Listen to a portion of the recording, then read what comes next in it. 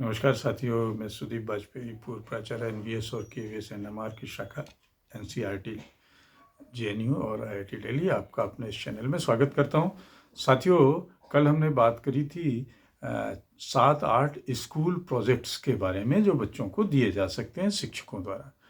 आज हम उन्हीं 7 प्रोजेक्ट्स में से पहले प्रोजेक्ट्स के बारे में बात करेंगे, दैट इज रिसर्च प्रोजेक्ट्स में शोध परियोजना। तो शोध परियोजना में क्या क्या आप बच्चों से शोध करा सकते हैं, उन टॉपिक्स के बारे में आज हम बात करेंगे। तो पहला तो है कि एक टॉपिक आप रिसर्च प्रोजेक्ट्स में दे सकते हैं कि किसी विशेष परिस्थितिगत विवाद की जांच की जाए। कोई ऐसी सिचुएशन, कोई ऐसा डिस्प्यूट या कोई ऐसी प्रॉब्लम खड़ी हो गई, उसकी जांच करें। जैसे आपका प्रदूषण चल रहा है, जैसे आपका और भी इस तरीके के कोई धार्मिक विवाद, पॉलिटिकल विवाद या कुछ सोशल विवाद, डिस्प्यूट्स ऐसे चल रहे हैं, तो उनकी जांच करें और जांच करके अपनी एक रिपोर्ट प्रस्तुत करें।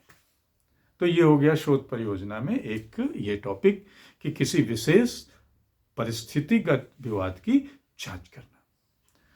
दूसरा एक और टॉपिक इसमें हो सकता है पारंपरिक उत्सव या त्योहार के इतिहास के बारे में और सांस्कृतिक महत्व की खोज करिए।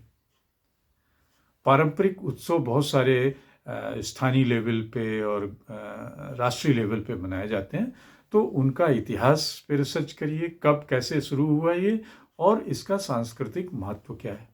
एक ये प्रोजेक्ट हो सकता है हमारे शोध परियोजना में।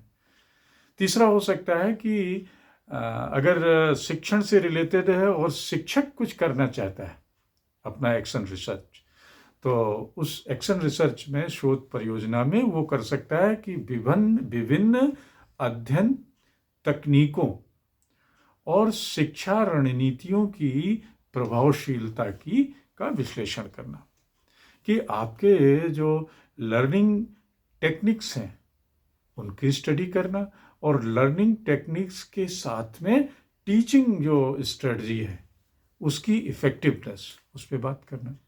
ये आपका तीसरा टॉपिक हो सकता है टीचर्स के लिए। चौथा सभी के लिए हो सकता है सामाजिक मीडिया का युवाओं के मानसिक स्वास्थ्य पे प्रभाव, इस पे रिसर्च करिए।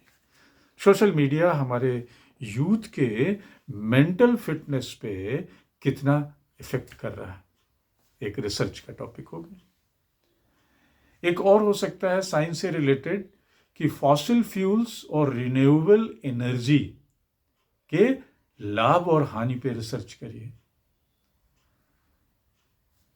जीवाश्म ऊर्जा और जीवाश्म ईंधन के बीच में इनके प्लस माइनस पॉइंट्स बताइए।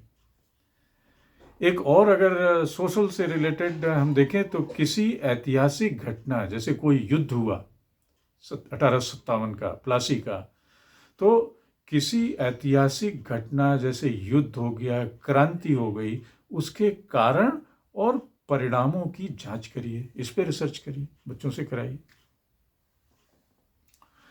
देन आज के जिंदगी में एक और टॉपिक है, आज की जिंदगी में बच्चों के विकास पे जो डिफरेंट पेरेंटिंग स्टाइल्स हैं उसका क्या प्रभाव होता है बच्चे के विकास में। तरह तरीके के पेरेंट्स हैं और तरह तरीके की उनकी पेरेंटिंग स्टाइल है और उससे बच्चे के विकास में क्या प्रभाव पड़ता है।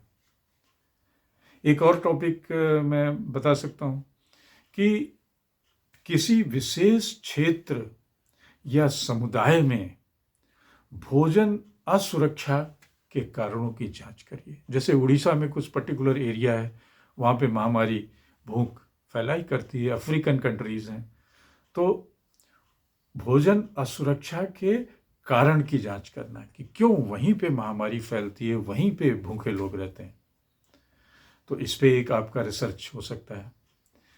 या बहुत ही कॉमन स्कूल में सबके लिए कि विद्यार्थियों में एक्सरसाइज करना और एकेडमिक अचीवमेंट के बीच में क्या रिलेशन है। जो बच्चे एक्सरसाइज करते हैं क्या वो एकेडमिकली शैक्षिक तौर पे भी अच्छा परफॉर्म करते हैं।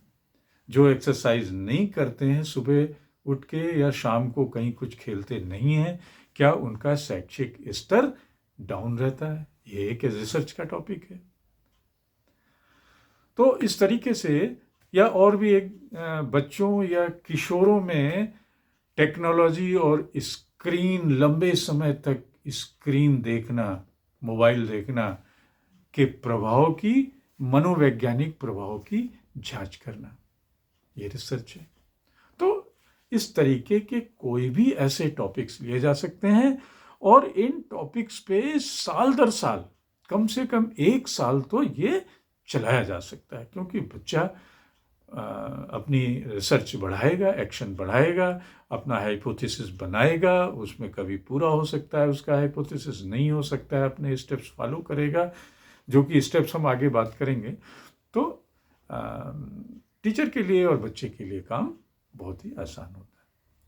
तो धन्यवाद साथियों। अगर आपने मेरे चैनल @Mr. Sudeep 104 को शेयर और सब्सक्राइब नहीं किया है तो ज़रूर करें। आगे आपको इसी से रिलेटेड और एजुकेशनल वीडियोस हम प्रोवाइड करेंगे। Thank you. जय हिंद।